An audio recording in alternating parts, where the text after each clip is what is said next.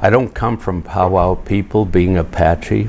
I've been around powwow since I was early on in like junior high, and to my knowledge from back then, and since I have been adopted both by Southern Plains and Northern Plains people who do powwow, the powwow basically is a gathering of people, Indian people, who come together to celebrate life.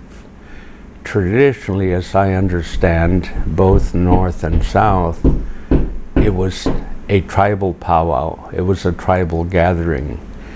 Other tribes would be invited, or members of other tribes would be invited, but it was not really an intergeneration, excuse me, would not be an intertribal powwow. It would be a tribal powwow. Because of the coming of the Eurocentric people, and this is more the British who became the Americans,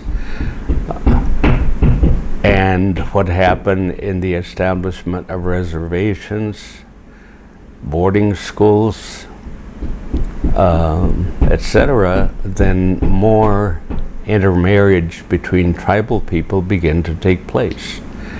And also in the case of Oklahoma, where there are probably 4 or 5 tribes that originated there, more or less, there are now 39 federally recognized tribes. So some of them were enemies, some of them didn't get along. They vied for the hunting lands back east, but now that they have been forced onto Oklahoma, there has been a lot more intermarriage, so they have become more intertribal in the last, say, 100 years. But it started with the boarding school system, where our children from different tribes were sent from different parts of the country to Oklahoma, to Carlisle, to California, to Arizona, up north to Denver, into the Dakotas, back northwest, into Seattle, Oregon, so that you had 10, 15, 20, maybe 30 different tribes represented at a small boarding school, starting with first grade. And we were not allowed to speak our language. We were not allowed to wear our traditional clothing. We were not allowed to have our long hair. So we were forced to begin to communicate and establish a network of friendship that maybe originally we would not traditionally have had, or may never have come about in our lifetime. But because of being thrown into boarding schools, all of a sudden it was we and they, or us and them, they, them representing the U.S. government, the military, the Indian agent, and certainly the religious boarding school types. And I'm not saying it's right or wrong, good or bad, but that's a reality that we were tossed into. The we or the us is the fact that we were indigenous children. We looked more like each other, we lived like each other, and we were dealing with the same forces of outside influence, I was going to say evil, that were forced on us.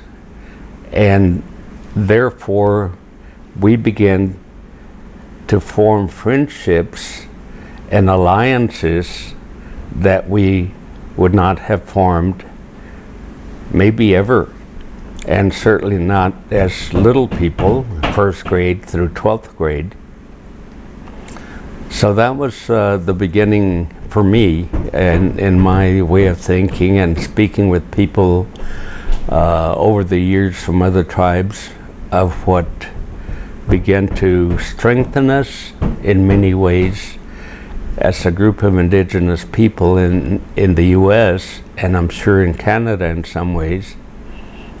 And therefore, when the powwow, which was more of a tribal occasion or a tribal festivity, took on that different meaning of intertribal, and a lot of it came about because we became friends with members of other tribes, and we stayed in touch. World War I further strengthened that amongst the men and our tribal people. A lot of our tribal men went to war for the U.S. There were some who were code talkers. In the European theater at that time, the same thing happened in World War II, where there were even more Native men, more Indian men who served, especially in the Pacific theater, the Navajo code talkers being the best known now. When it occurred, nobody knew about them. So when our men came back from war in World War I and World War II, there was this bond that had been cemented by war that occurred, and that further strengthened the friendships, the camaraderie, the reliance on each other as Indigenous people. I will make reference to World War II.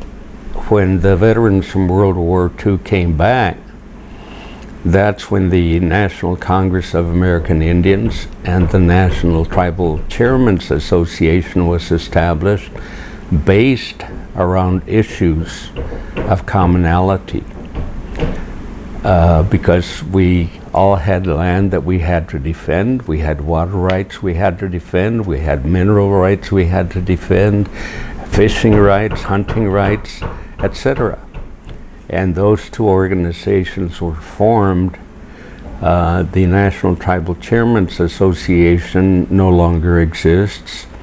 I had the honor and privilege as a young Fed to attend both of those organizations early on in my professional career. That's also when men and women formed some of the other national organizations that still exist, like the National Indian Education Association, the National Indian Scouting Association. So those are some of the things that have brought us together now to the powwow on an intertribal basis, and it has become much more of a social gathering rather than a ceremonial gathering, although many of the dancers and their families, in their own way, in their hotel rooms or their homes or where they camp, do ceremonies prior to, during, and certainly after dancing. Let's do this.